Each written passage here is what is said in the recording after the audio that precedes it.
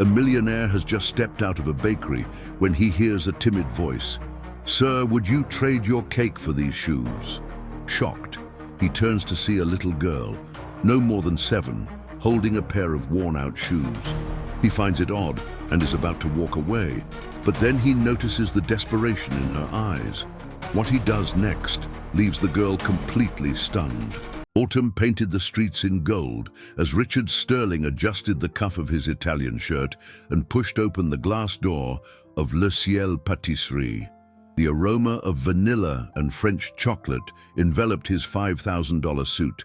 As he observed, with cold eyes, the display case filled with pastries that cost more than many people's monthly rent. At 42, the real estate magnate had built an empire on foundations of determination and calculated indifference. "Aid the red velvet cake to go, Mr. Sterling," the attendant announced with excessive reverence, holding out a gold leaf box adorned with satin ribbons. Richard gave a curt nod, leaving a $100 bill on the marble countertop without waiting for the change. Every one of his movements exuded haste and importance, as if the entire world should adjust to the rhythm of his multi-million-dollar deals. The afternoon was warm for October, and dry leaves danced in whirlwinds across the cobblestone streets of the city's most affluent neighborhood. Richard was walking toward his black Mercedes when something made him stop.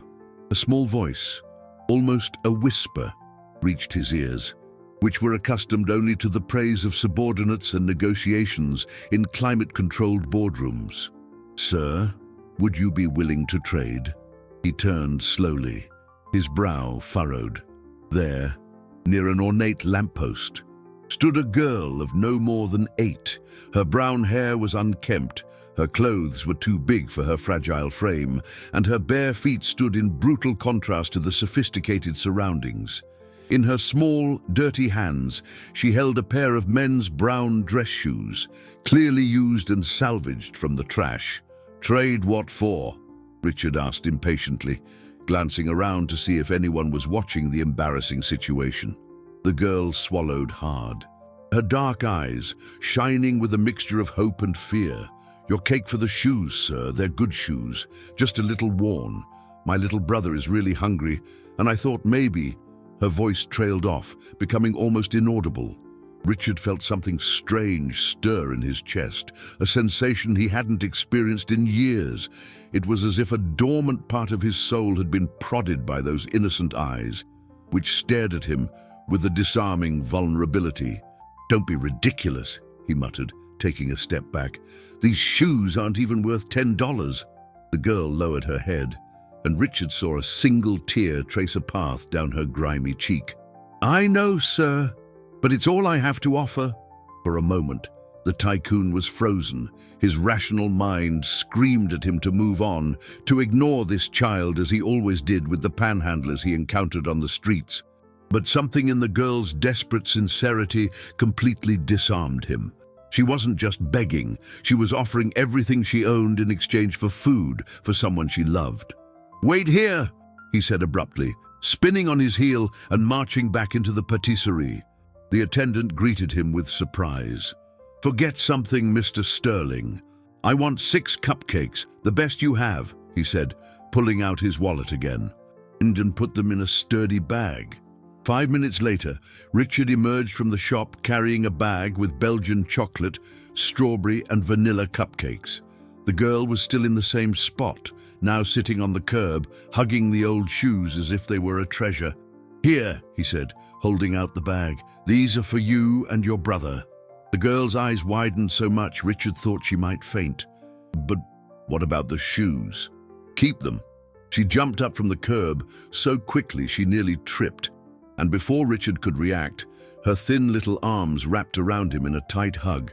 "Thank you, thank you, thank you," she repeated, her voice choked with emotion. When she pulled away, there were tears of joy on her face. "My name is Luna, sir, Luna Smith, and my brother's name is David. He's going to be so happy." Before Richard could answer, Luna was already running down the sidewalk, clutching the bag to her chest. He watched her stop across the street, where an even smaller boy was sitting on a wooden crate. The joy in her voice echoed through the afternoon. "David, look what I got!" Richard Sterling stood there for a long time, watching the two siblings share the cupcakes with a pure happiness he had never experienced. Something had changed irreversibly inside him, and for the first time in decades, he had no idea what to do next. Richard couldn't get the image of the siblings out of his mind during the entire board of directors meeting. Sitting in his genuine leather chair, watching the profit projection charts on the state-of-the-art screen, his concentration was completely fragmented. The director's words reached him like a distant echo, while his thoughts returned again and again to those dark eyes full of hope. "Richard, do you approve the acquisition of the South End development?" asked Helena Vance, his business partner of 15 years, noticing his unusual distraction. "What? Oh, yes, approved," he mumbled, signing the documents without his usual meticulous analysis. Helena exchanged a worried glance with the others present. Richard Sterling never approved an $80 million investment without questioning every single detail.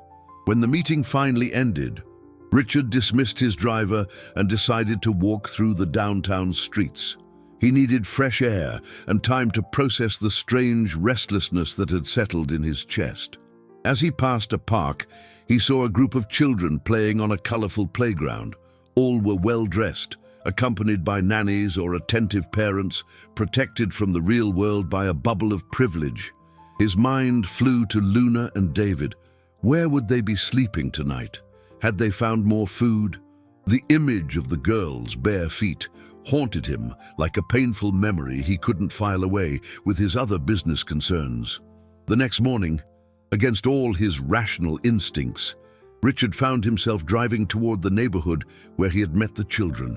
He had no specific plan, only an inexplicable need to know if they were okay. He parked his Mercedes 2 blocks from the patisserie and walked through the bustling streets. And feeling ridiculously out of place in his Hugo Boss suit, that's when he saw them. Luna was kneeling in front of a pharmacy window, whispering something to David, who was coughing incessantly. The boy, who couldn't have been more than 5, was visibly feverish, his cheeks flushed and his eyes glazed over. Luna held one of his hands while the other pressed a crumpled piece of paper against the glass. Richard approached discreetly and managed to read the paper. It was a prescription for children's cough syrup. Luna was showing her brother the medicine through the glass as if it were a distant fairy tale. "The pharmacist said it costs $50, he heard Luna whisper to David. "But I'll get it, little brother. You're going to get better, I promise." Richard's heart tightened in a way he had thought impossible. He watched Luna stand up with determination and walk to the nearest trash can, where she began to rummage through the debris for something she could sell or trade. Her movements were methodical, practiced, as if it were a familiar routine. "Excuse me, kids, but you can't loiter in front of the store," said a man in a white coat, likely the pharmacist. "You're bothering the customers." "We're not doing anything wrong," Luna replied, lifting her chin with a dignity that was staggering for her age. "We're just resting." "Well, rest somewhere else. This is a place of business." Richard felt a dull anger rise in his throat. How could an adult be so callous in the face of 2 children in clear need? He took a step forward, but stopped when he saw Luna pick David up with difficulty and walk away without protest. The girl's silent dignity was more powerful than any argument. They settled on a nearby corner, where Luna took 2 pieces of stale bread from a torn plastic bag and shared them with her brother. David could barely chew between coughing fits, but Luna encouraged him with infinite patience, telling him silly stories to make him smile. "Once upon a time, there was a prince who lived in a castle made of clouds," she said, gesturing with her small hands. "And he had a horse that could fly higher than the birds." Richard watched the scene for nearly an hour, hidden behind a pillar. Luna's devotion to her sick brother was something he had never witnessed, not even in his own wealthy family. His parents had always outsourced his care to nannies and governesses, and he had done the same in his later relationships. As the sun began to set, Luna arranged some cardboard she had collected, creating a small, makeshift shelter for the night. David shivered from the cold, and she immediately took off her own jacket, a faded, patched garment, to cover him better. It was in that moment that Richard made a decision that would change everything. He crossed the street with determined steps, stopping in front of the two siblings. Luna recognized him immediately, her eyes lighting up with surprise and gratitude. "The cupcake man," she exclaimed, gently waking David. "Remember him?" "Little brother." David opened his feverish eyes and tried to smile, but another cough racked his small body. Richard knelt before them, and for the first time in years, he allowed his vulnerability to show in his voice. "You're both coming with me now." Luna recoiled instinctively, pulling David closer to her. Her eyes, which moments before had shone with joy at recognizing Richard, now showed a primal distrust he hadn't expected. The girl hugged her brother with a protective force, like a lioness defending her cub from an unknown predator. "We don't go with strangers," she said, her voice small but firm. "My grandma always said that before she left." Richard felt a lump in his throat. Of course, she would be suspicious. An 8-year-old living on the streets had probably learned bitter lessons about adults offering help with ulterior motives. He forced himself to speak more slowly, choosing each word with care. "I'm not a stranger. I'm the cupcake man, remember? I just want to take you somewhere warm, where David can get some medicine for that cough." David was shaken by another violent coughing fit, so strong that his little body trembled. Luna held him tight, whispering words of comfort in his ear, but Richard could see the desperation growing in her eyes. She knew her brother was getting worse, but her determination to protect him didn't waver. "We can manage on our own," Luna insisted, lifting her chin with wounded pride. "We don't need anyone's pity." Those words hit Richard like a slap in the face. Pity. Was that what she saw in his actions? He watched the two siblings, Luna, trying to look strong while her own eyes welled with worry, and David, feverish and weak, but trusting his older sister completely to keep him safe. It's not pity," Richard said softly, kneeling on the cold ground to be at their level. It's because you reminded me of something I had forgotten." "What's that?" Luna asked, still suspicious but slightly curious. Richard hesitated. How could he explain to a child that she had awakened a humanity in him he thought he had lost forever? How could he say that, for the first time in decades, he genuinely cared about someone other than himself? "How important it is to take care of the people you love," he finally answered, his voice huskier than he intended. Luna studied his face for long seconds, as if trying to decipher his true intentions. David coughed again, and this time a few specks of blood dotted his small hand. The fear that flashed in Luna's eyes was like a dagger to Richard's heart. "He's really sick," she murmured, more to herself than to Richard. "I don't know what to do anymore." "Let me help," Richard pleaded, extending his hand slowly. "Please." Luna looked at his outstretched hand, then at David's face, which was growing paler by the second. The internal struggle was visible on her small features, pride and distrust battling against a desperate love for her ailing brother. "If we go with you," she said finally, her voice almost a whisper, "do you promise you won't separate me and David? Do you promise we'll stay together?" "I promise," Richard answered without hesitation, and for the first time, he realized he truly meant it. "You stay together. Always." Luna took a deep breath and, with trembling hands, took Richard's. "Okay, but only because David needs medicine." Richard helped lift David, surprised by how light the boy was. The fever had left his cheeks flushed, but the rest of his face was frighteningly pale. As they walked toward the car, Luna kept one hand firmly on her brother's shirt, as if she feared he might disappear at any moment. "Whoa!" David whispered upon seeing the Mercedes, his feverish eyes widening in awe. "It's just like the cars in the movies," Richard smiled involuntarily. "Want to sit in the front to see all the buttons?" "Can I?" David asked. perking up for the first time since Richard had found them.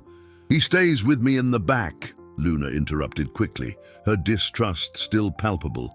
"We always stay together." Richard nodded, understanding that he would have to earn Luna's trust one step at a time. He adjusted the back seat, set the climate control to a comfortable temperature, and drove carefully through the streets, watching in the rearview mirror as Luna examined every detail of the luxurious interior with a mix of fascination and apprehension. "Where are we going?" she asked when they stopped at the first red light. Richard met her gaze in the rearview mirror. "First, we're going to the hospital to take care of David's cough. After that, well, we'll figure out what's next." Luna nodded slowly, but Richard could see in her eyes that she was already calculating escape routes, memorizing landmarks. She didn't trust him yet. Perhaps she never would completely, but for the love of her brother, she was willing to take the risk. As he drove through the illuminated city streets, Richard wondered what he was getting himself into. His orderly, predictable life had been turned upside down by two children he barely knew, but strangely, for the first time in years, he felt truly alive. What would happen when they got to the hospital? And after? He had no answers, only a growing certainty that he could no longer abandon Luna and David to their fate. St. Jude's Medical Center was one of the most respected institutions in the city, its imposing facade of glass and marble reflecting the status of its usual patients. Richard had contributed generously to its pediatric wing years ago, more out of social obligation than genuine interest. He never imagined he would one day be there carrying an unknown child in his arms. Luna walked beside him with quick steps, her alert eyes taking in every move of the doctors and nurses who bustled through the gleaming corridors. Her small hand was firmly clasped to the shirt of David, who had fallen asleep in Richard's arms during the car ride. "Good evening, Mr. Sterling." The receptionist greeted him, recognizing him immediately. "How can we help you?" "I need urgent care for this child," Richard said, indicating David.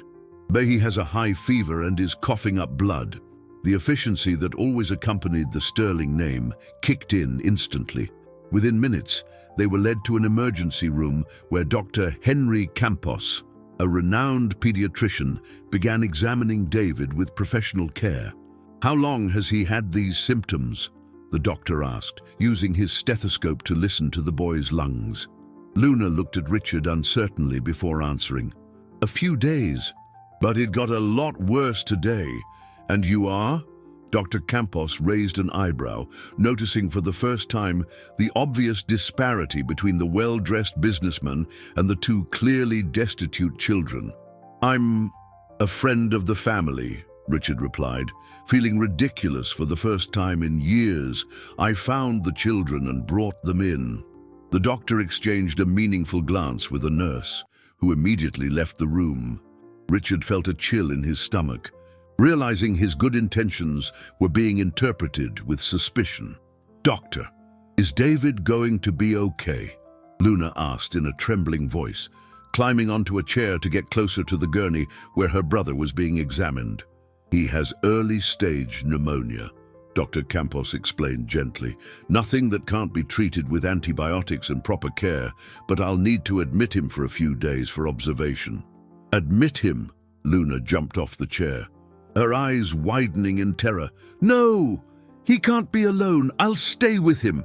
"Honey, this is a hospital," said the nurse who had returned, accompanied by a middle-aged woman Richard didn't know. "Children can't sleep here unless they're patients." "But I'm responsible for him," Luna protested, her voice rising an octave. "I've always taken care of him." The woman who had entered approached with a professional smile that didn't reach her eyes. "Hello, sweetie. My name is Carla Mendez. I'm a social worker with the hospital. I need to ask you a few questions." Richard saw Luna pale instantly. "What kind of questions? Where are your parents?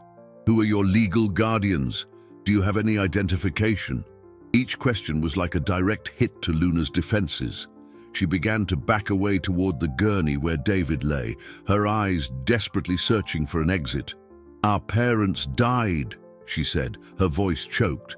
Udum and our grandma, too. It's just me and David now. I see, Carla said, making notes on a clipboard. And how long have you been living on the street? We don't live on the street, Luna exploded, her cheeks flushing with indignation. We're just looking for a better place. Richard watched the scene unfold with growing despair. He had brought the children here to help, but he was beginning to realize he had opened a bureaucratic Pandora's box that could have terrible consequences. Mr. Sterling, Dr. Campos addressed him discreetly. Could I have a word with you in the hall? In the hallway, out of Luna's earshot, the doctor was direct. Look, Richard, I've known you for years. I know your intentions are good, but these children are clearly wards of the state. We have protocols to follow. What kind of protocols? They'll have to be referred to Child Protective Services. They'll likely be separated. David will go to a foster family that accepts medically fragile children, and Luna to another. It's rare to find homes that will take two siblings together. Separated? Richard felt as if he'd been punched in the gut. But I promised her they would stay together. Richard, you can't make promises you can't keep. These children need specialized care, legal documentation, a formal education. What if I take responsibility for them? Dr. Campos stared at him in surprise. You? Richard, you're not even married. You have no experience with children. And frankly, your history doesn't suggest you're the right kind of person to raise two traumatized children. The doctor's words were like daggers. Richard knew he was right.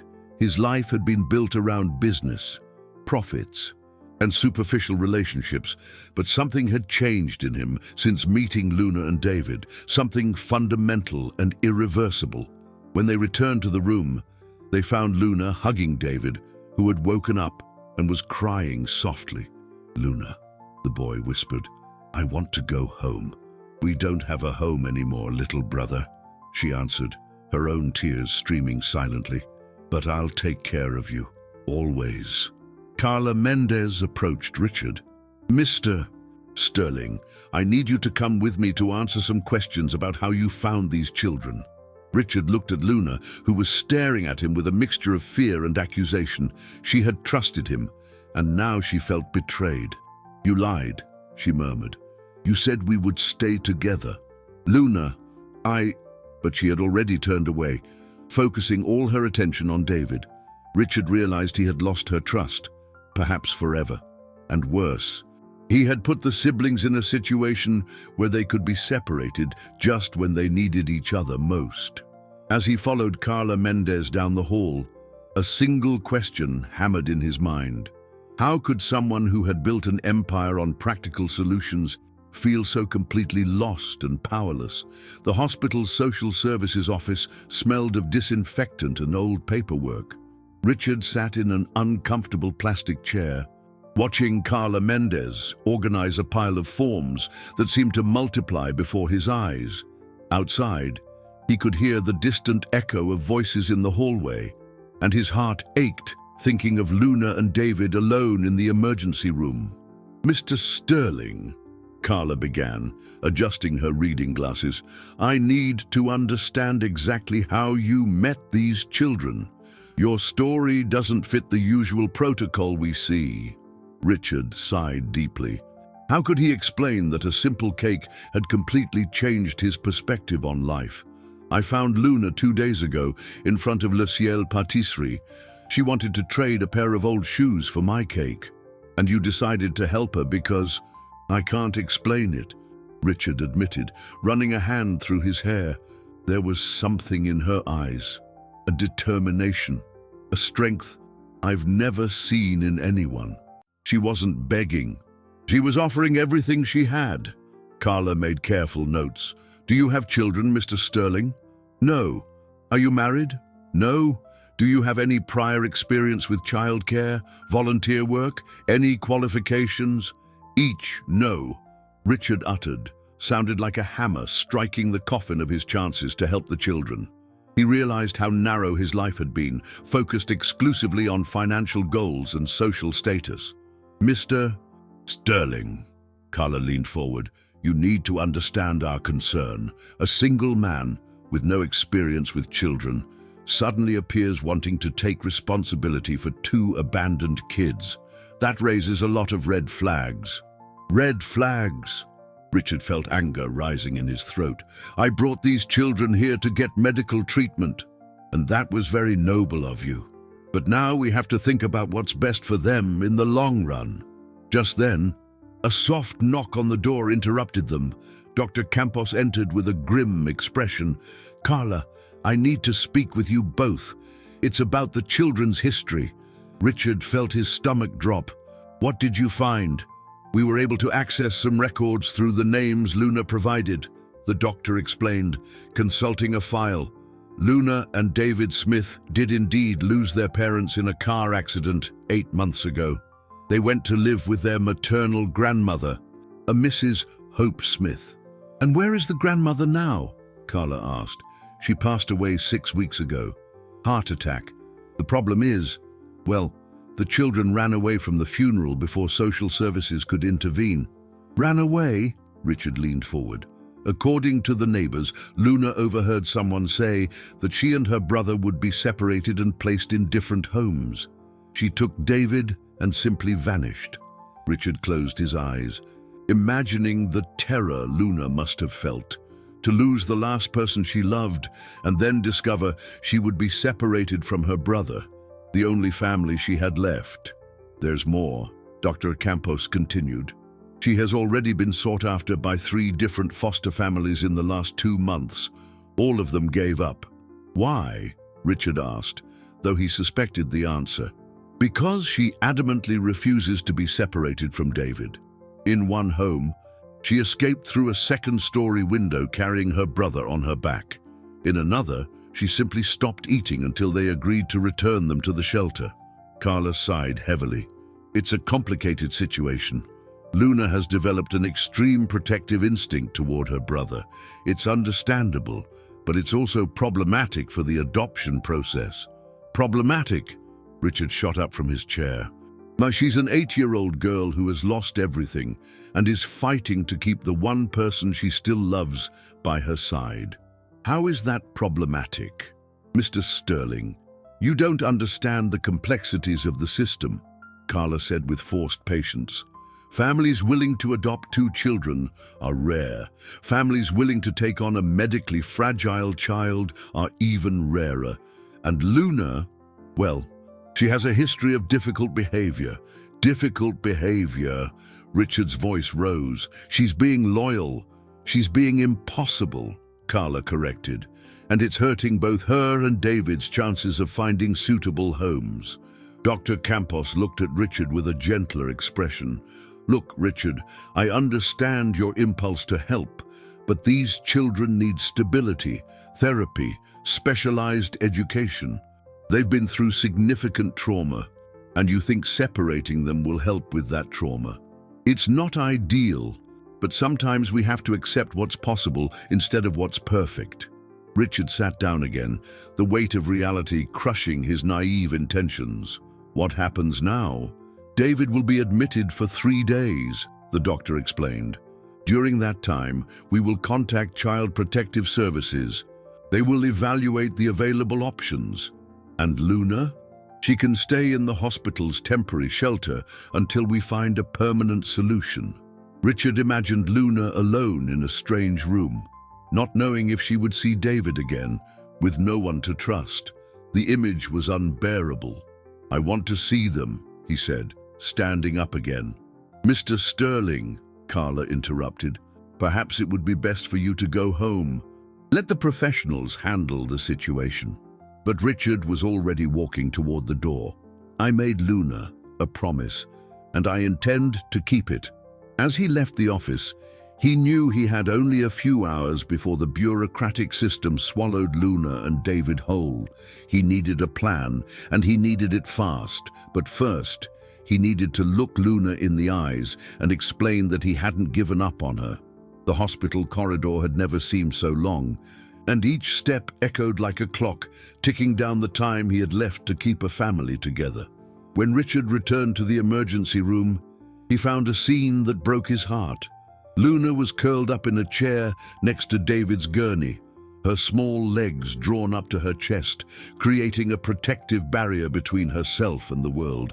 Her eyes, red from crying, stared at him with a coldness he had never seen in a child. "Came to say goodbye," she said in a flat voice, as if she had spent every tear she had. "They said they're taking us to different places tomorrow." David, still weak but conscious thanks to the medication, clutched his sister's hand tightly.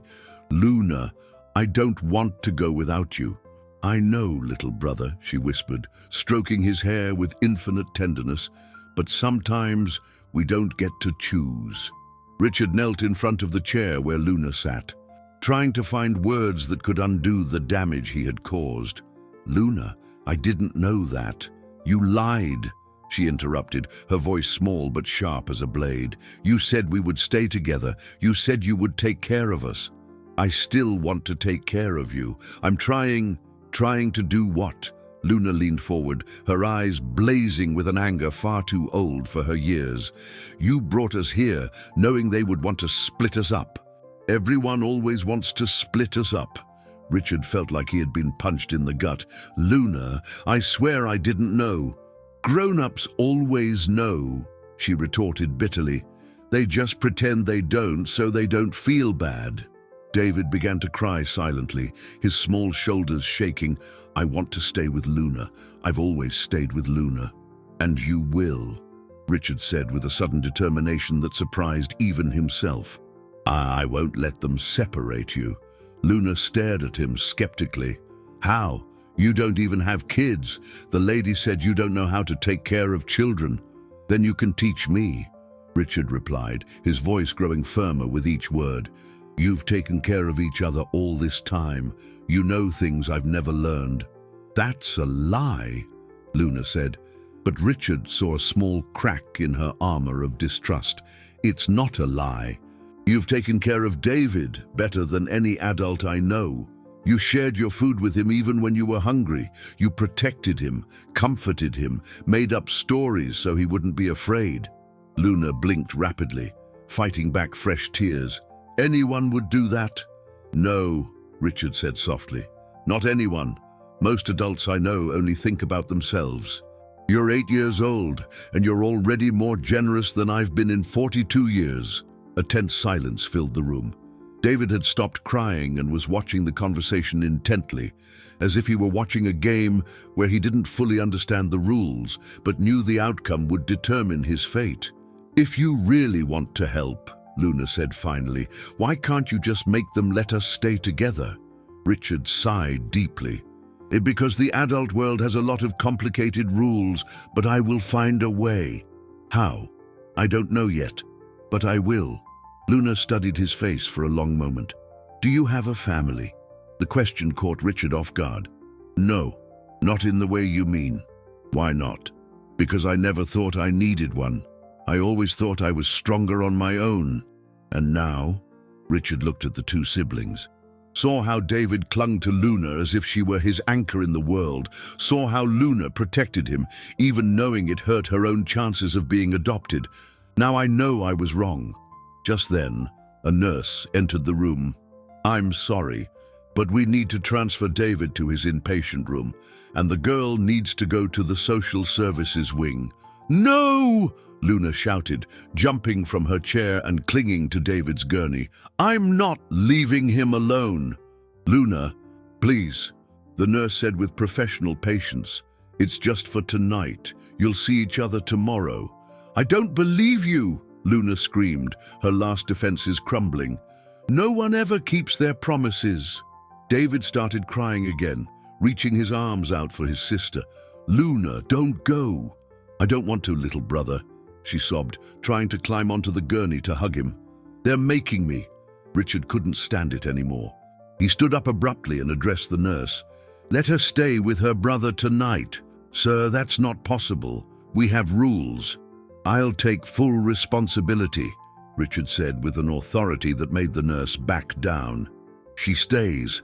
Mr. Sterling, I'll have to call security if you interfere with hospital protocol." Richard glanced at Luna, who was watching him with a mixed expression of hope and desperation. He knew he was about to do something that could complicate the situation even more, but he couldn't just stand by and watch these two siblings be torn apart. "Then call them," he said, crossing his arms. "But Luna stays with David tonight."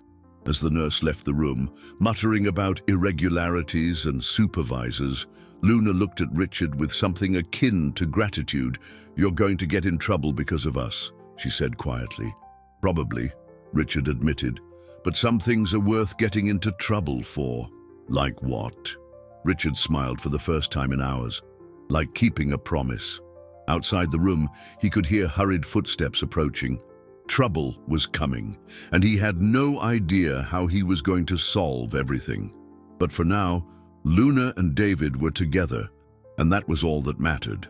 At 5 in the morning, Richard was woken by the insistent vibration of his cell phone. He had spent the night in an uncomfortable chair in the hospital room, watching Luna sleep curled up on David's bed, her small hands still clutching her brother's shirt, even in her sleep. The voice on the other end of the line was familiar and annoyed. "Richard, what the hell is going on?" Helena Vance, his business partner, didn't bother with a greeting. "I just got a call from a Carla Mendez at St. Jude's. She said you're causing trouble over 2 abandoned children." Richard rubbed his eyes, trying to wake up completely. "Helena, I can explain. I hope you can. Because apparently you spent the night at the hospital refusing to let social workers do their job. It's being interpreted as suspicious and obsessive behavior. They're just kids, Helena. 2 kids who have lost everything. And what does that have to do with you?" Her voice softened, but was still laced with concern. "Richard, I've known you for 15 years. You've never shown an interest in social issues or children. Why now?" That was the question he had been avoiding asking himself. Why now? Why had Luna and David managed to break down walls he had carefully built over decades? "I can't explain it," he admitted, watching Luna stir restlessly in her sleep. "But I can't just walk away and pretend I never met them." "Richard, you need to think rationally. What do you know about raising children, especially traumatized children who've lived on the street?" Before Richard could answer, Luna woke with a start, her eyes immediately searching for David. When she saw he was okay, she breathed a sigh of relief, but then she noticed Richard on the phone. "Is it about us?" she asked, her voice hoarse with sleep. Richard nodded, and Helena must have heard the girl's voice. "Good God, Richard. Are you with them now? In the hospital?" "Helena, I have to go. Don't you hang up. Listen, this is getting out of hand. You need legal help, and you need it fast. I know someone who can help you." "Who?" "Margaret Olson. She's a lawyer specializing in family law and adoption. She's expensive, but she's the best." Richard jotted down the number Helena gave him, thanked her, and hung up. Luna was watching him intently. Who was that?" "My business partner. She knows a lawyer who can help us." "Help us how?" "Help us find a legal way for you to stay with me." Luna sat up in bed, her eyes widening. "You really want to keep us?" "I do." "Why?" Richard hesitated. How could he explain that she had shown him a form of love he had never known? That David had taught him about vulnerability and trust? That together, they had made him realize the immense void that had always existed in his life? "Because you showed me what a real family is," he said finally. David had woken up during the conversation and was listening with large, hopeful eyes. "Are you going to be our daddy?" The question hit Richard like a lightning bolt. Daddy, a word he had never imagined applying to himself. "If you'll have me," he replied, surprising himself with the firmness in his own voice.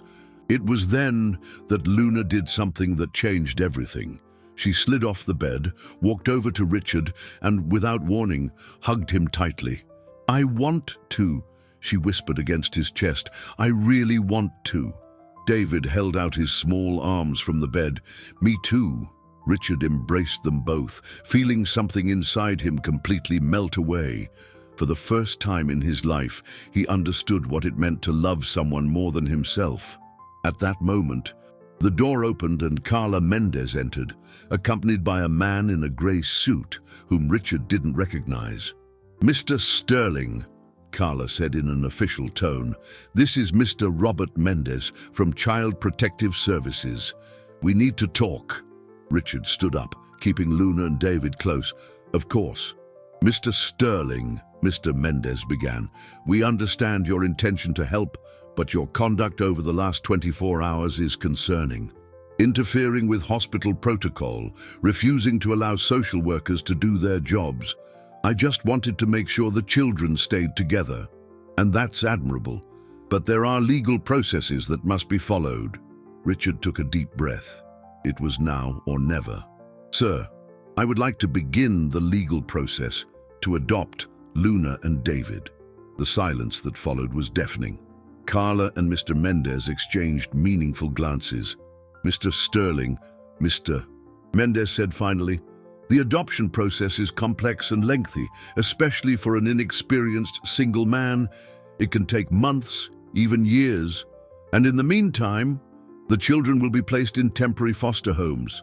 Together, that would be difficult to guarantee." Richard looked at Luna, who was staring at him with a mixed expression of hope and terror. He made the most important decision of his life. "And then I'll get married." Everyone in the room stared at him in disbelief.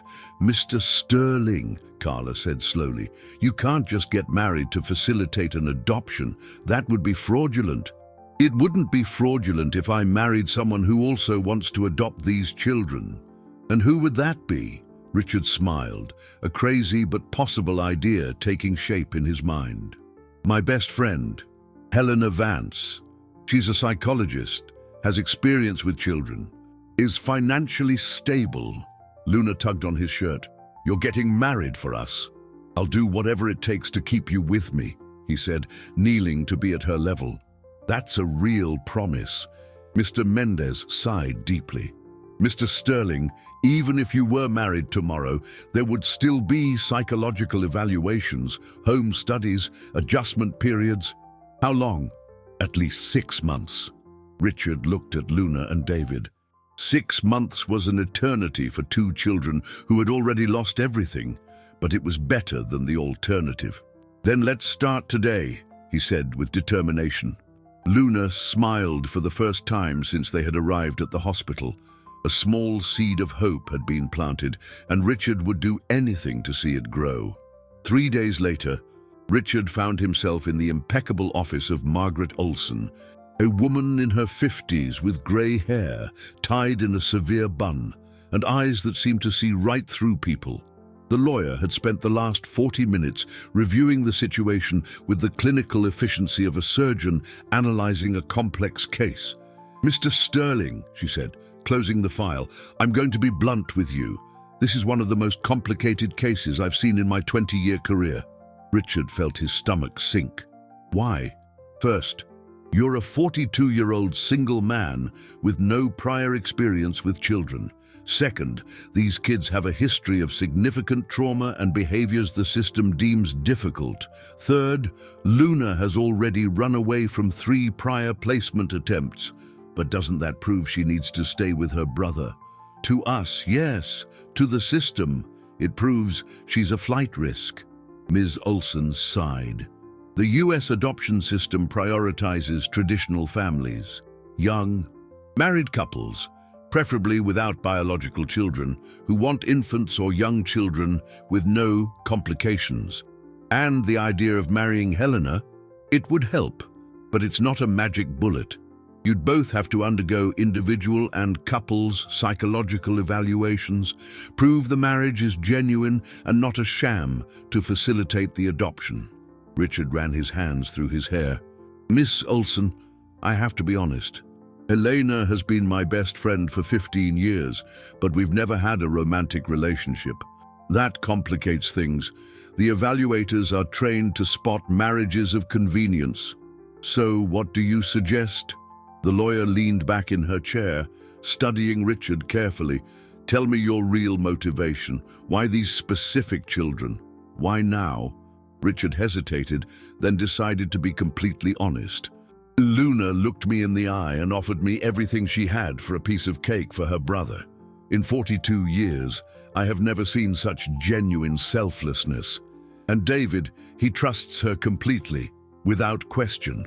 They showed me what unconditional love is. And what can you offer them that other families can't? Financial resources, stability, a quality education? Richard paused, realizing how cold his answer sounded. No, that's not all. I can offer understanding.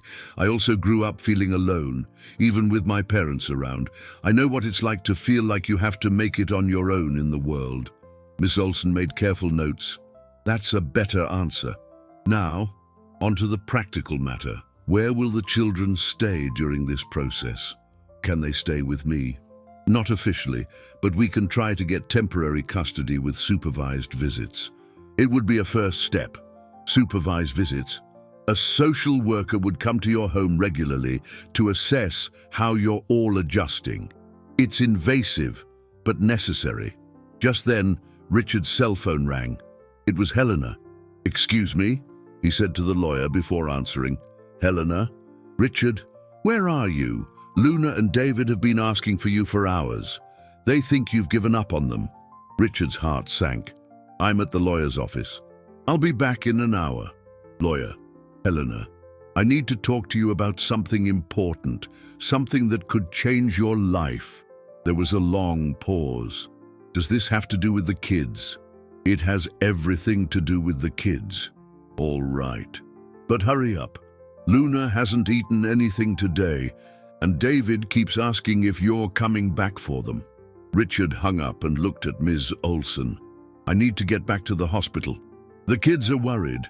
"Mr. Sterling, before you go, I need you to understand something. This process will be long, expensive, and emotionally devastating. There will be moments when you'll question if it's worth it. The evaluators will dig into every aspect of your life. They will question your motives, your ability, your sanity, and in the end, even if you do everything right, there's still a chance we won't succeed. The system may decide it's better for the children to be in separate homes." Richard stood up, adjusting his suit. "Ms. Olson, 3 days ago, I was a man who only cared about profits and investments. Today, I'm willing to completely change my life for 2 children I barely know. If that doesn't prove it's worth trying, I don't know what would." The lawyer smiled for the first time since he'd arrived. "That's the attitude we need to maintain. We'll start with the petition for temporary custody. I need you to prepare your home, to receive the children, and for the social workers, visits." "What does that mean?" "Separate bedrooms for each child, appropriate furniture, toys, books, clothes, and most importantly, proof that you can provide a safe and loving environment." When Richard left the lawyer's office, his head was spinning with the complexity of everything he needed to do. But one thing was clear: Luna and David were waiting for him, and he couldn't let them down again. On his way to the hospital, he stopped at a toy store and bought a teddy bear for David and a puzzle for Luna. It wasn't much, but it was a start. When he arrived at the hospital room, he found Luna sitting in a chair next to David's bed, telling the same story of the prince in the clouds he'd heard before. But this time, when she saw him, her eyes truly lit up. "You came back," she said, jumping from her chair. "I promised I would," Richard replied, hugging her, "and I always keep my promises." As he handed the gifts to the children, Richard realized he was crossing a line from which there was no return.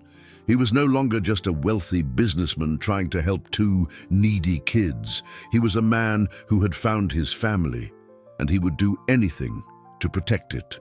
Richard Sterling's penthouse apartment had always been a symbol of his success. Italian marble floors, designer furniture, carefully placed contemporary art. Now, looking at the space through the eyes of a potential father, he realized how cold and unsuitable it all seemed for children. "Are you sure about this?" Helena asked for the 10th time, following him through the rooms as he jotted down a growing list of necessary changes. Richard, This apartment costs $3 million. You're going to turn it into a family home. I have to, he answered, measuring what would be Luna's room. The social worker is going to assess whether it's an appropriate environment for children. Helena sat down on the white leather sofa, watching her friend with a mix of admiration and concern. I've never seen you like this. So, determined about something that doesn't involve money. Richard stopped measuring and looked at her. Helena, I need to ask you something, and I want you to be completely honest. I always am. Will you marry me? Helena nearly choked on the coffee she was sipping. What? Not a real marriage, Richard quickly clarified, but a legal marriage that would help us adopt Luna and David together. The lawyer said it would increase our chances. Helena was silent for a long moment, processing what she had heard. Richard, you're asking me to marry you for 2 children you've known for a week. I am. And if I say no, then I'll try to adopt them on my own, even knowing it will be harder. Helena stood up and walked to the window overlooking the city. You love them, don't you? The question caught Richard off guard. Love was a word he rarely used, and always in the context of material things. But thinking about Luna and David, there was no other word to describe what he felt. I do, he admitted. More than I thought it was possible to love anyone, even though they're not your blood. Helena, blood doesn't make a family. Luna has taken better care of David than many biological parents take care of their children. She's 8 years old and she already understands what unconditional love means. Helena turned to face him. And you, do you understand? I'm learning. Would marrying me just be a piece of paper to you? Richard hesitated. You've been my best friend for 15 years. I trust you more than anyone. If I had to choose someone to raise these children with me, it would be you. That's not an answer. It's the only honest answer I can give right now. Helena sighed deeply. I need to meet these children first. If I'm going to consider this insanity, I need to understand why they're so special. 2 hours later, they were at the hospital. Luna was helping David put together the puzzle Richard had brought, her infinite patience clear in the way she guided her brother's small hands. Luna, David, Richard said, I want to introduce you to my best friend, Helena. Luna looked up, immediately wary. Hi, she said politely, but kept her distance. Helena knelt beside the bed. Hi, Luna. Richard has told me a lot about you. Told you what? That you're very brave and take great care of your brother. Luna didn't respond, but Richard saw her features relax slightly. Helena is a psychologist, Richard explained. She helps kids who have been through tough times. Like us, David asked with curiosity. Just like you, Helena confirmed softly. Can I help with the puzzle? Over the next hour, Richard watched Helena interact with the children. She didn't force intimacy or make empty promises. She was simply present, listening to their stories, laughing at their childish jokes, offering help when needed. She's nice, Luna whispered to Richard when Helena went to get some water. You like her. She don't talk to me like I'm too little to understand things. When Helena returned, David was dozing and Luna had moved closer to Richard, resting her head on his shoulder. Luna, Helena said softly, can I ask you something? Okay. What do you want more than anything in the world? Luna didn't hesitate. For me and David to stay together forever. And for someone to really want us, not because they feel sorry for us. And what if I told you that Richard and I are thinking about being a family with you? Luna's eyes widened. You two? Together? Maybe. If that's what you both want. Luna looked from Helena to Richard, then back to Helena. Do you guys like each other? We like each other as friends, Helena answered honestly. But we're still figuring out if we can like each other in other ways, too. And what if you can't? Then we'll find another way to make this work. The important thing is that you two stay together and stay safe. Luna was quiet for several minutes, processing this. Finally, she asked her, can I think about it? Of course, said Richard. It's a very important decision. When they left the hospital, Helena was quiet. Richard waited until they were in the car to ask, So, they're special, Helena admitted. Especially Luna. There's a strength in her that's astonishing for a child who's been through what she has.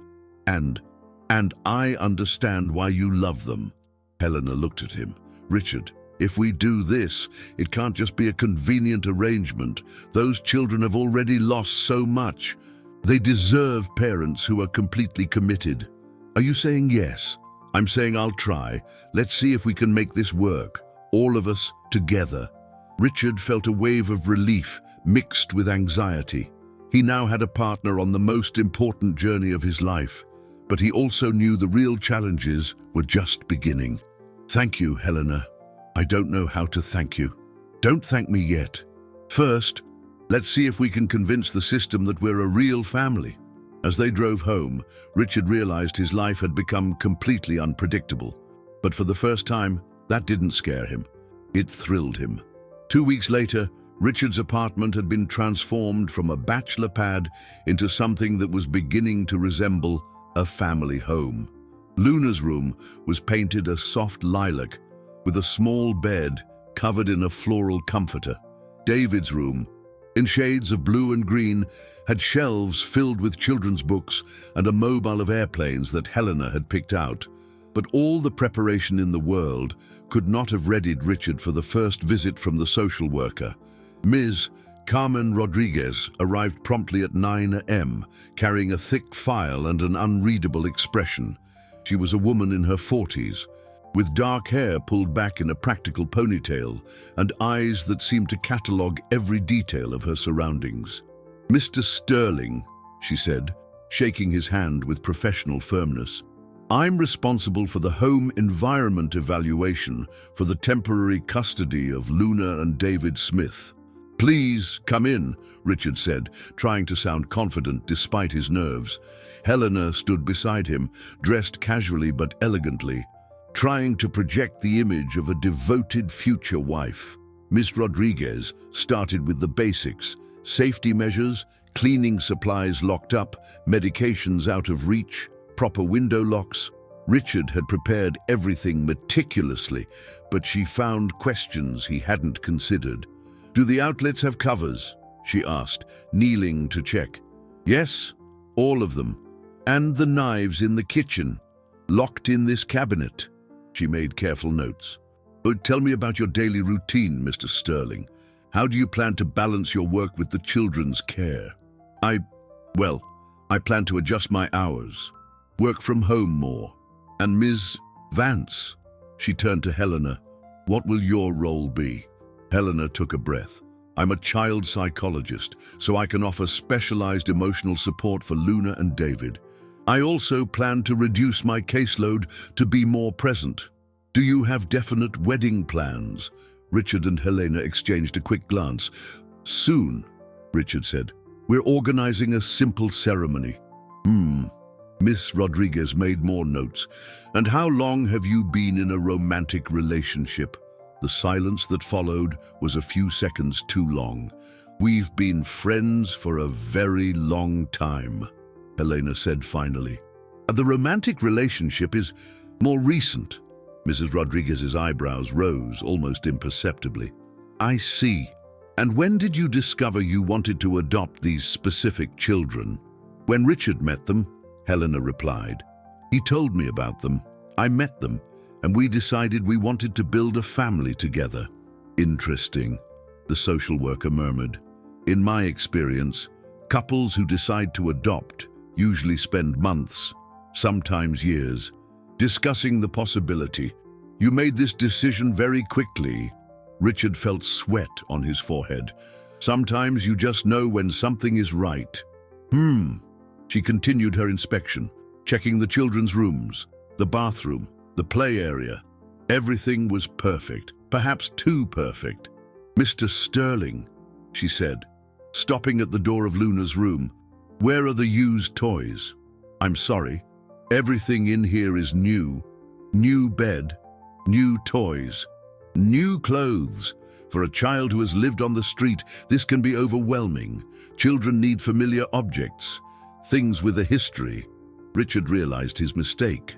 In his rush to create the perfect environment, He had forgotten that Luna and David had their own history, their own belongings, even if they were few. "They have a few things at the hospital," he said. "A plastic bag with some clothes, some personal items. Those things should be here, Mrs. Rodriguez said, making a note that seemed particularly important. Children need continuity, not a brand new life that erases their past. The visit continued for 2 hours. Every question seemed to have a hidden trap. Every answer opened the door for more questions. When Ms. Rodriguez finally prepared to leave, Richard felt as though he had failed a test whose rules he didn't fully understand. "Thank you for your time," she said at the door. "I'll be sending my preliminary report to Ms. Olson and to Child Protective Services." "And when will we know the result?" Helena asked. "In a few days. But I must say, there are issues that need to be addressed." After she left, Richard collapsed onto the sofa. "We failed, didn't we?" "I don't know," Helena said, sitting beside him. "But I think she's right about one thing. We're trying to create a perfect life for Luna and David, when what they really need is a place where they can be themselves." "What do you mean?"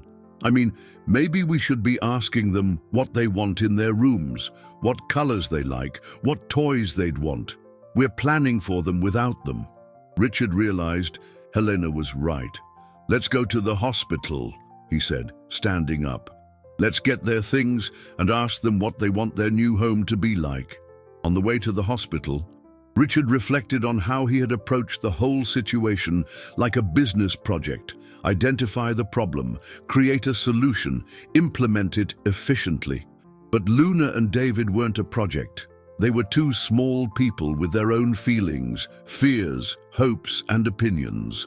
When they arrived at the hospital room, they found Luna teaching David to draw with the colored pencils Helena had brought on her previous visit. "Hi," Luna said, smiling when she saw them. "Did you come to get us?" "Not yet," Richard said, sitting on the bed. "But we came to get your opinions on something very important." "What? What you want your rooms to look like in our house?" Luna stared at him in surprise. "We get to choose." "Of course you do. It's your house, too." For the first time, Luna smiled with a genuine, uncomplicated joy. "Really? Can I have my things from Grandma in my room?" "What things from your grandma?" "There's a doll she made for me, and a notebook where she wrote down recipes. They're in the bag." Richard looked at the torn plastic bag in the corner of the room. The children's only connection to their past life, which he had planned to replace with better things. "Of course you can," he said, finally understanding. "Then we'll make sure they have a special place." When they left the hospital that night, carrying Luna and David's small bag of belongings, Richard knew they had learned a valuable lesson. Building a family wasn't about having the right things or the perfect environment. It was about making children feel like they belonged, history and all. The phone call came on a rainy Monday, 3 weeks after the social worker's visit.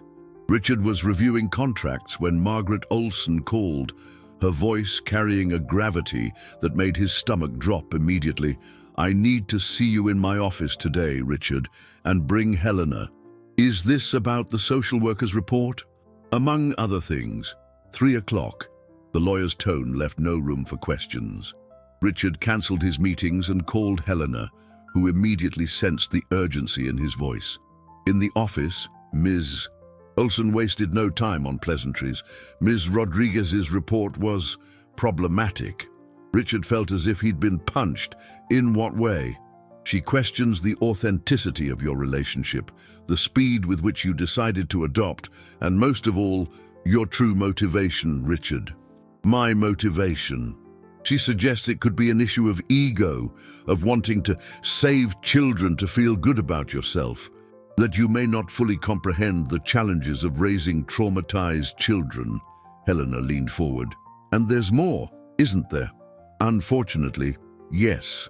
Someone has filed an anonymous complaint suggesting that Richard has inappropriate intentions toward the children."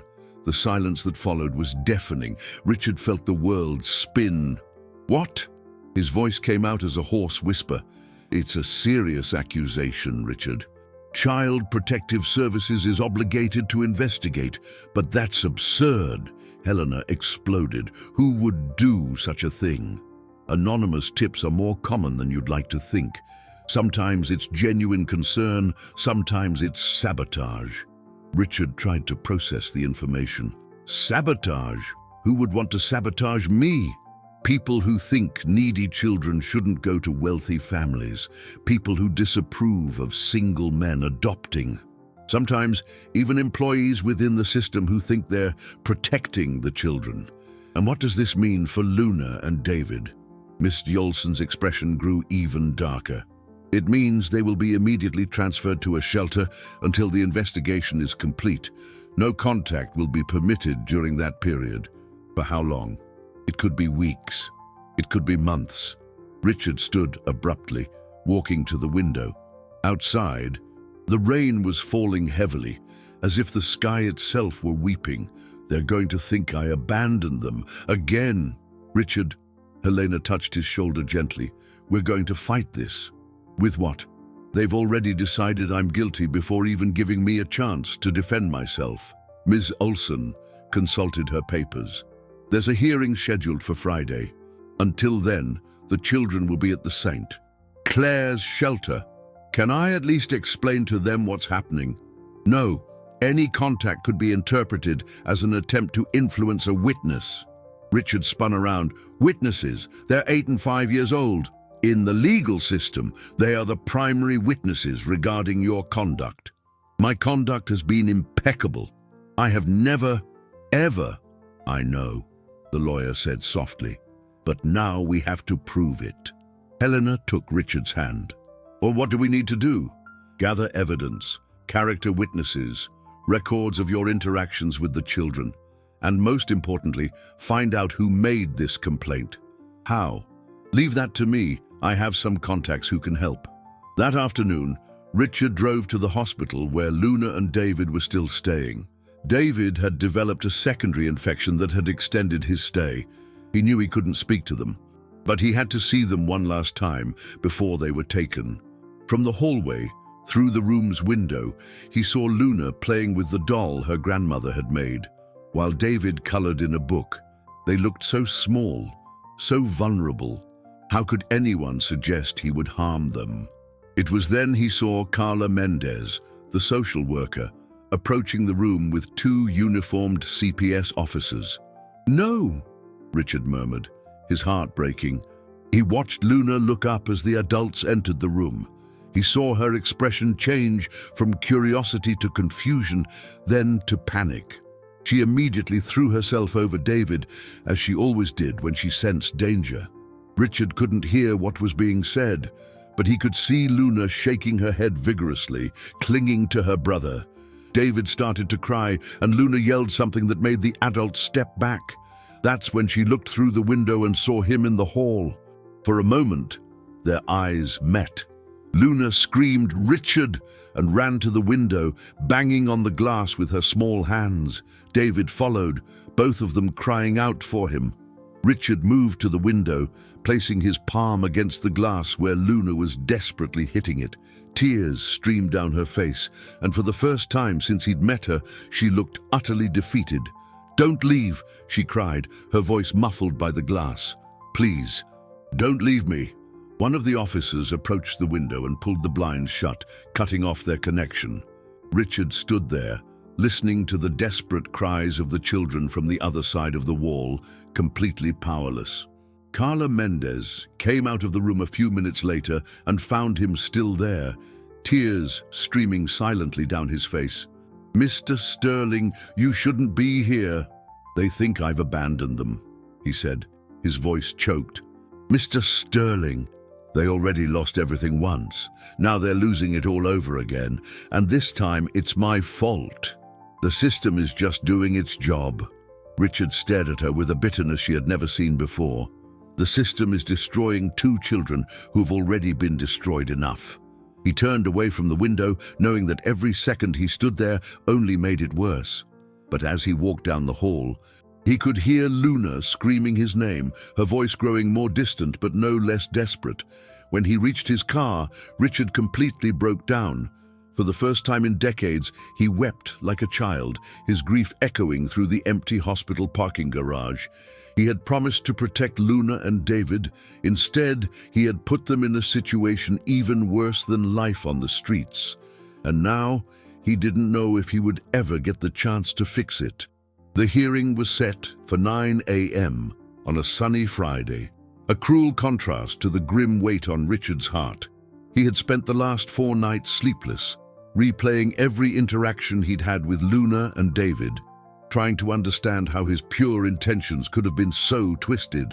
Margaret Olson met him on the courthouse steps, carrying 2 thick binders and a determined expression he hadn't seen before. "We found out who made the complaint," she said without preamble. Richard's heart hammered in his chest. "Who?" "Sonia Fisher, a retired CPS employee. She has a history of filing complaints against single men trying to adopt. Apparently, she's on a personal crusade based on a traumatic experience from decades ago." "And how does that help us?" "Because we've documented a pattern of obsessive behavior. 6 men in the last 5 years, all cleared after lengthy investigations. All of the children were harmed by the process." They entered the building, and Richard smelled the familiar scent of old paper and disinfectant that seemed to permeate every government building. His mind flew to Luna and David. How were they? Were they being treated well at the shelter? Were they scared? "Is Helena bringing the witnesses?" he asked. "Yes, Dr. Campos from the hospital. 3 staff members who witnessed your interactions with the children. And she smiled for the first time in days. A surprise." Before Richard could ask about the surprise, Helena appeared down the hall with a small group of people. Richard recognized the doctor and a few nurses, but there was an elderly woman he had never seen before. "Richard," Helena said, "I'd like you to meet Mrs. Maria Santos, Luna and David's grandmother's neighbor." The woman, who must have been in her 70s, approached with a firm step and shook Richard's hand with surprising strength. "So, you're the man who wants to take care of those children?" "I am," Richard answered, confused as to why she was there. "Mrs. Hope told me about you before she passed." Richard stared at her in disbelief. "What do you mean?" "She always had a way of seeing things, you know. Said a man with a wounded heart would find the children, and that he would need to learn how to truly love to save them all. Mrs. Hope couldn't have known me. She died before I met Luna and David." Mrs. Santos smiled with the wisdom of a long life. "She didn't need to know you were coming. She said Luna would teach this man what a real family was, and that he would give the children what they needed most. And what is it they need most? Someone who will never give up on them." Just then, a bailiff called them for the hearing. The room was smaller than Richard expected, with a long table where a single judge sat. On the other side, Carla Mendez and an attorney for CPS arranged their documents. And there, in 2 small chairs near the judge's bench, were Luna and David. Richard's heart shattered seeing them.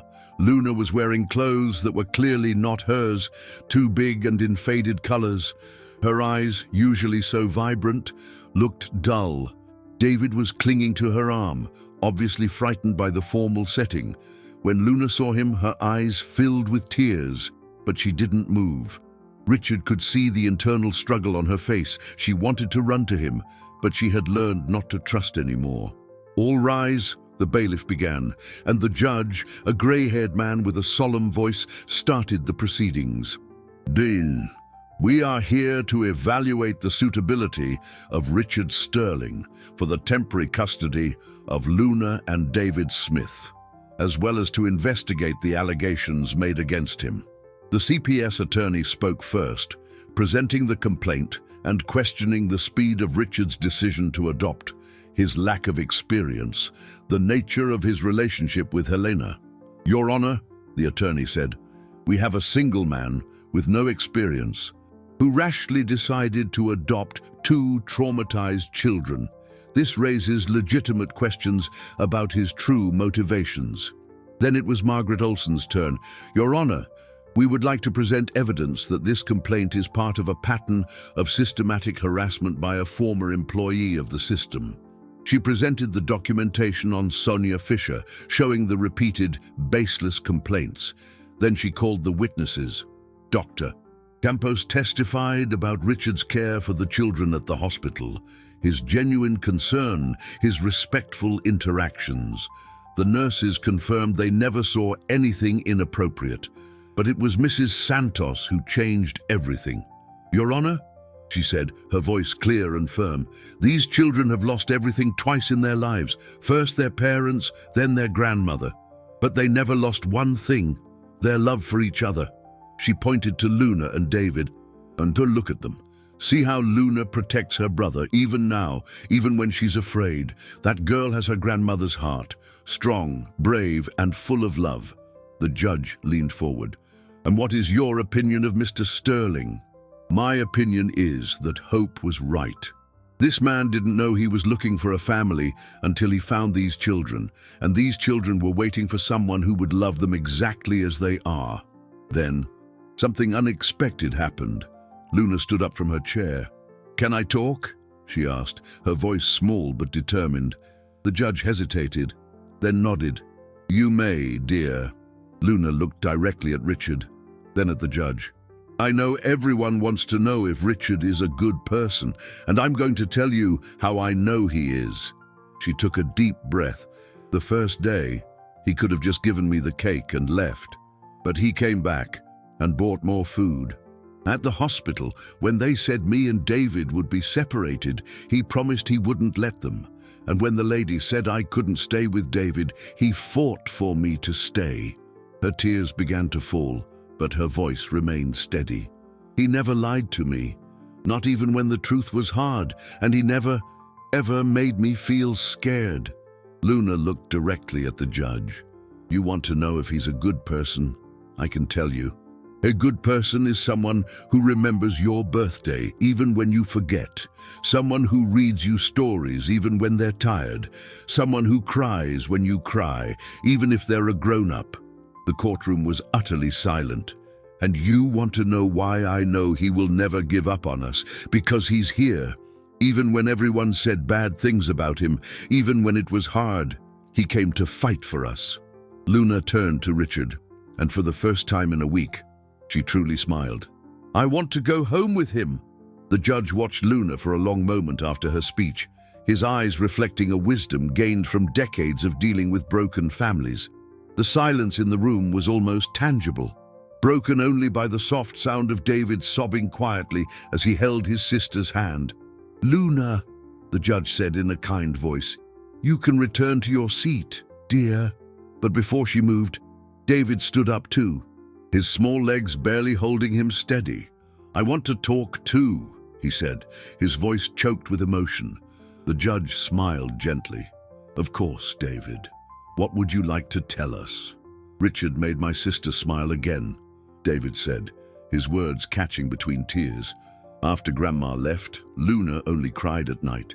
She thought I didn't know, but I knew.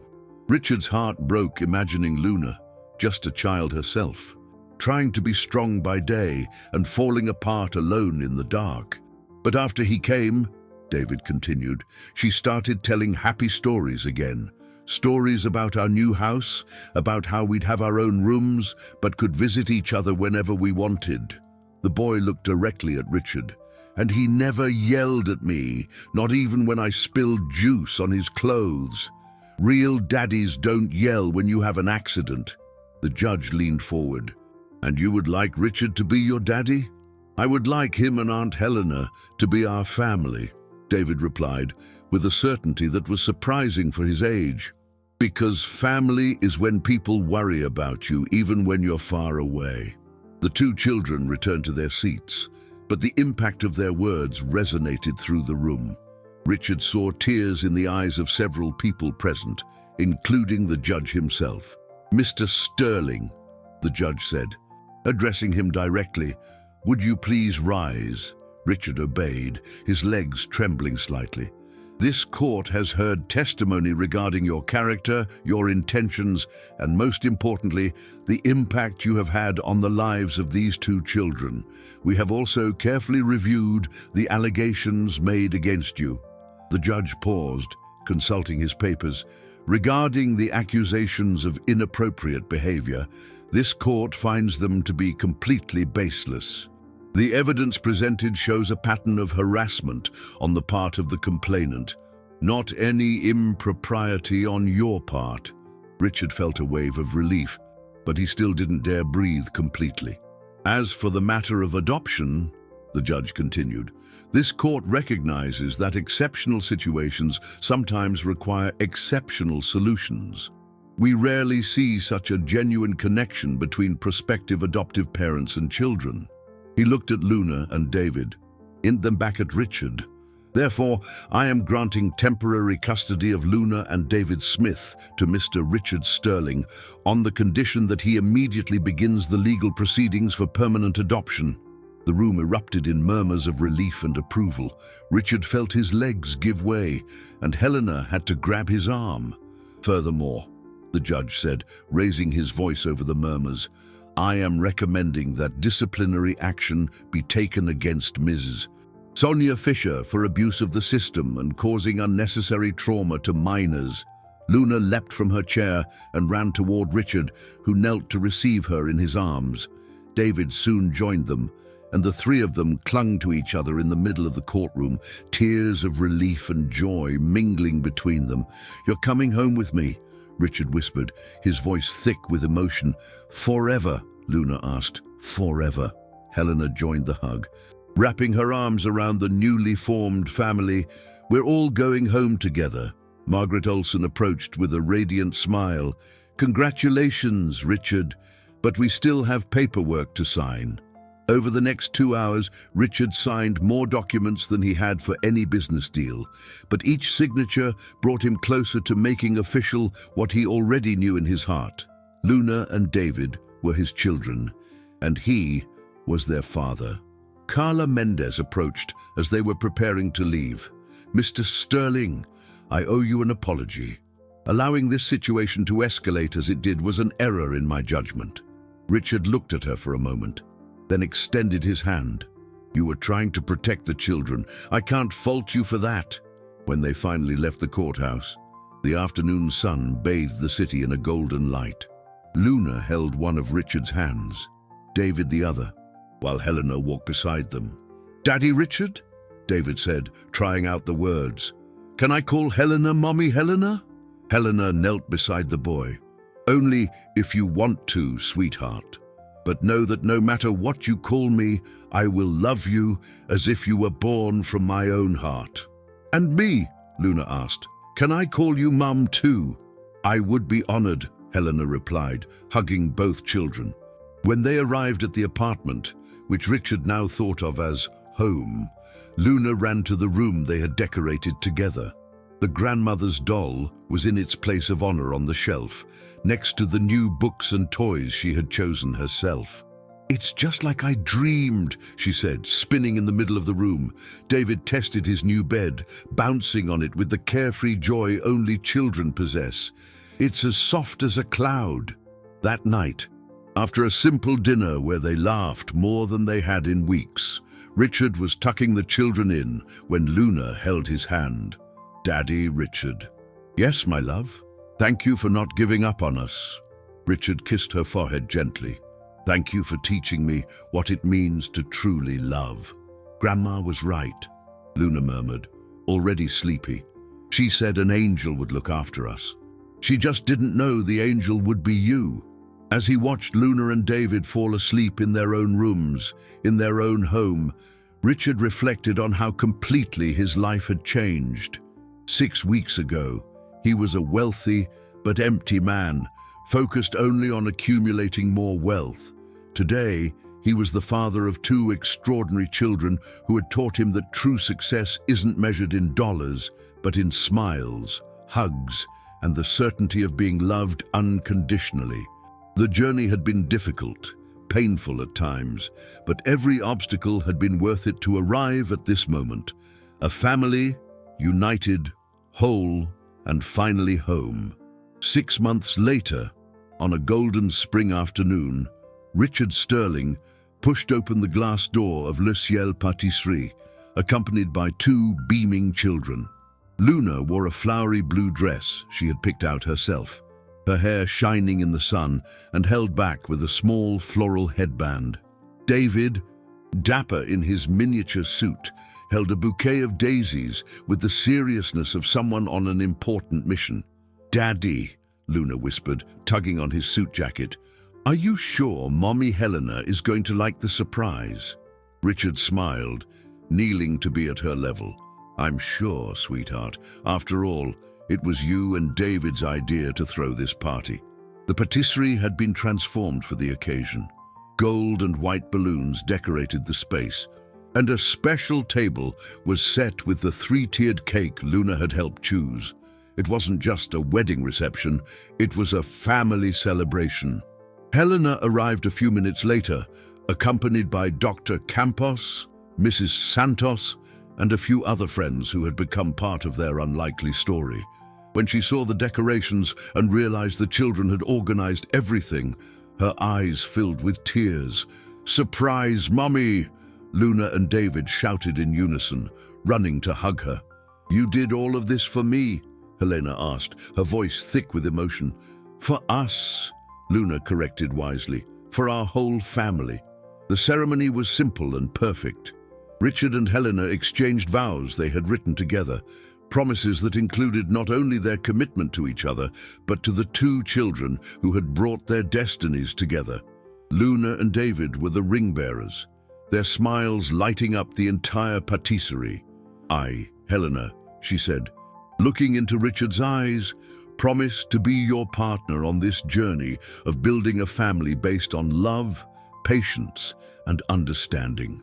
I promise to love Luna and David as if they were born from my own heart, because in so many ways they were." Richard took her hands, feeling the sweet weight of responsibility and love. "I, Richard, promise to be the man the 3 of you deserve. I promise that our family will always be a safe place, where love comes before pride, where problems are solved together, and where every day is a new chance to show how much we love each other." When they kissed, sealing not just their union but the official birth of a family, Luna and David cheered and began tossing rose petals they had secretly stored in their pockets. The party that followed was unlike any social event Richard had ever hosted. There were no pompous speeches or business networking. Instead, there was genuine laughter, shared stories, and the soft music of a family celebrating its own existence. Mrs. Santos approached Richard during the party, her eyes shining with deep satisfaction. "Mrs. Hope would be proud," she said. "The children found exactly what they needed. And I found what I didn't even know I was looking for," Richard replied, watching Luna teach David how to dance in the small, clear space in the shop. "You know," Mrs. Santos said, "there's something Hope used to say about family." "What was that?" "That family isn't about having the same blood, it's about having the same heart." Later, as they were cutting the cake, the same red velvet flavor that had started this entire journey, Luna made a toast with her small glass of grape juice. "I want to thank everyone who is here," she said, with the gravity of an adult but the sweetness of a child. "Especially Daddy Richard, who taught me that truly good people exist, and Mommy Helena, who taught me that moms don't have to give birth to love their children from the bottom of their hearts." She looked at David, who stood beside her with chocolate on his face. "And to my brother David, who taught me that no matter what happens, we always have each other." "And what else, Luna?" Helena asked softly. Luna thought for a moment, then smiled with that precocious wisdom that defined her. "Dan, to Grandma Hope, who is in heaven watching over us. She always said that miracles happen when you least expect them, in ways you can't even imagine." As everyone raised their glasses, adults with champagne, children with juice, Richard looked around the transformed patisserie. 6 months ago, this place had represented just another stop in his empty routine. Today, It was the cradle of his family, the place where it all began with a simple act of generosity. At the end of the afternoon, as they were heading home, all together in the same car, Luna and David chattering excitedly in the back, Helena beside him organizing the day's photos, Richard drove past the corner where he had first met the children. "Pull over," he said suddenly. "Why?" Helena asked. "I just want to see something."